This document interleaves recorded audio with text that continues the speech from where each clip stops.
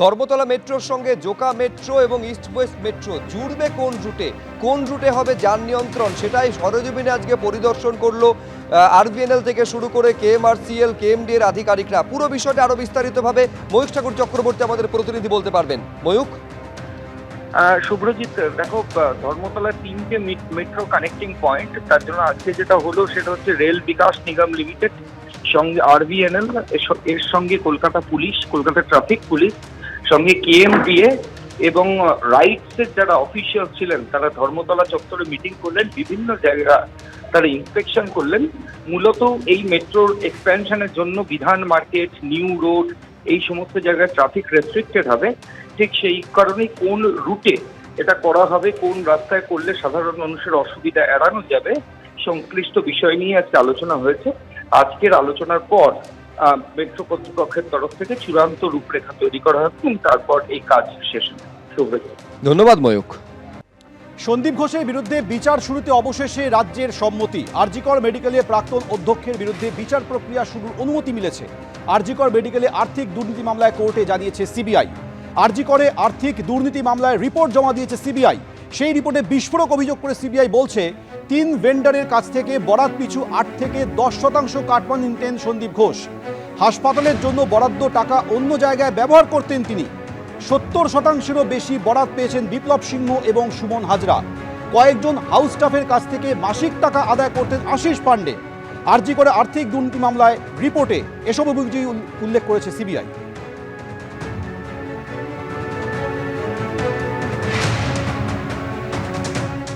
এদিকে আরজিকরে দুর্নীতি মামলায় ইডির ভূমিকায় বিরক্ত হাইকোর্ট।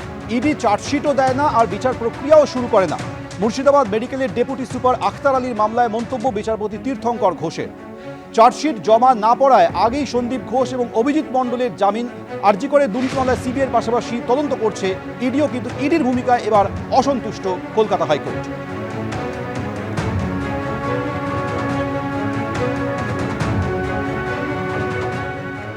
বেসরকারি হাসপাতালে চিকিৎসা চাইলে করতে হবে নিজের খরচে, নিজের ঝুঁকিতে।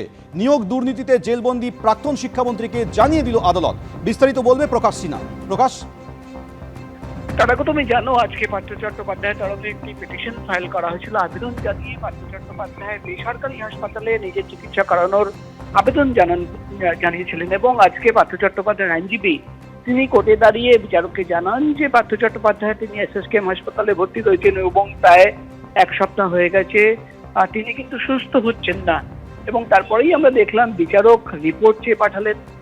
এসএসকেএম হাসপাতালের যে রিপোর্ট এসে পৌঁছয় সেখানে কিন্তু হাসপাতালের তরফে জানানো হয় যে তারা চিকিৎসা করছেন এবং প্রোগ্রেসিভ ইমপ্রুভমেন্ট রয়েছে। কিন্তু তারপরেও আমরা দেখলাম যে পার্থ চট্টোপাধ্যায়ের আইনজীবী তিনি কিন্তু বলেন যে না, তারা বেসরকারি হাসপাতালেই চিকিৎসা করাতে চান, তাদের কিন্তু পার্থ চট্টোপাধ্যায় সুস্থ হচ্ছেন না যেহেতু সরকারি হাসপাতালে। তারপরেই আমরা দেখলাম বিচারকের নির্দেশ যে পার্থ চট্টোপাধ্যায় নিজের খরচে এবং নিজের ঝুঁকি নিয়েই কিন্তু অন্য কোনো বেসরকারি হাসপাতালে যেতে পারেন এবং বাইপাসের ধারে আরএনটেকর হাসপাতাল, সেখানে তাকে শিফট করা হবে, এমনই কথা কিন্তু পার্থ চট্টোপাধ্যায়ের আইনজীবী তরফে জানানো হলো। সব আদালতের নির্দেশ যে পার্থ চট্টোপাধ্যায় নিজের খরচে এবং নিজের রিস্ক নিয়েই কিন্তু অন্য হাসপাতালে যাবেন এবং সেখানে তিনি নিজে চিকিৎসা করাবেন। সমেন। ধন্যবাদ প্রকাশ।